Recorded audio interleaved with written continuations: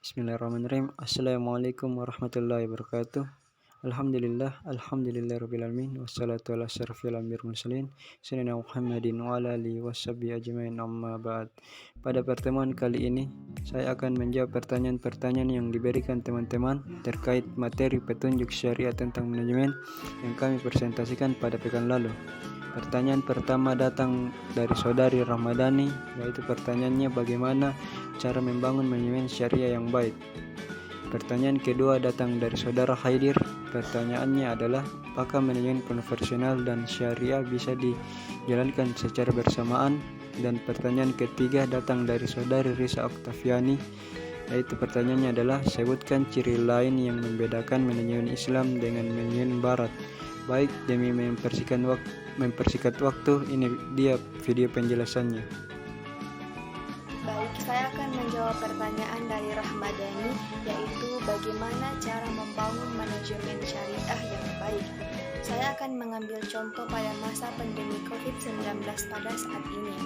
Membangun manajemen syariah pada masa pandemi COVID-19 dapat dilakukan dengan menggunakan pendekatan manajemen, karena pendekatan manajemen merupakan suatu keniscayaan, apalagi jika dilakukan dalam suatu organisasi atau lembaga.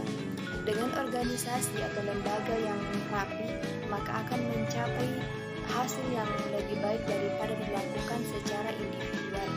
Misalnya, pendekatan manajemen dilakukan dalam meningkatkan usaha dagang.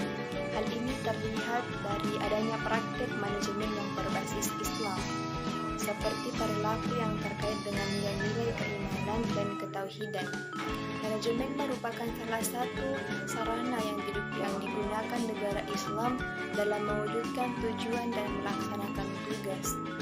Untuk merealisasikan itu semua, mereka harus berhubungan dengan konsep dasar dan falsafat masyarakat Muslim.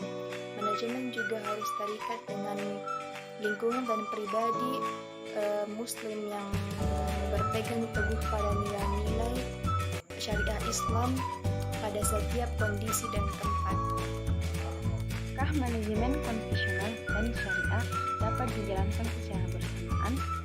Manajemen konvensional dan syariah dapat dijalankan secara bersamaan, contohnya seperti bank. Indonesia merupakan salah satu negara yang menganut ULBK, di mana terdapat bank konvensional dan bank syariah.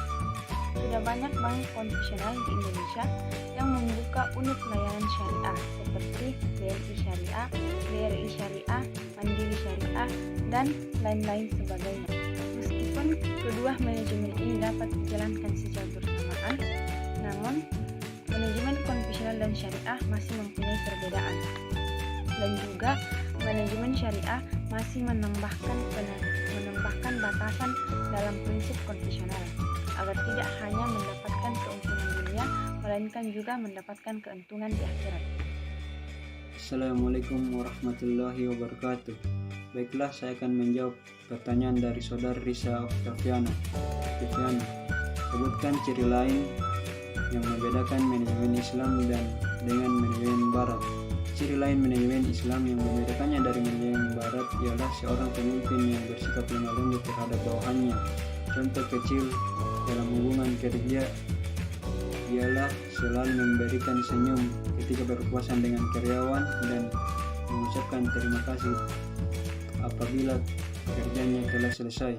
Sedangkan manajemen Barat atau manajemen modern yang berasal dari Barat cenderung mengasingkan manusia dari manusia di sekitarnya. Manajemen Barat juga menganggap tenaga kerja merupakan faktor produksi belaka yang semakin hari semakin tersaing dari kontraknya sebagai manusia sosial. Itulah tadi jawaban dari saya. Wassalamualaikum warahmatullahi wabarakatuh.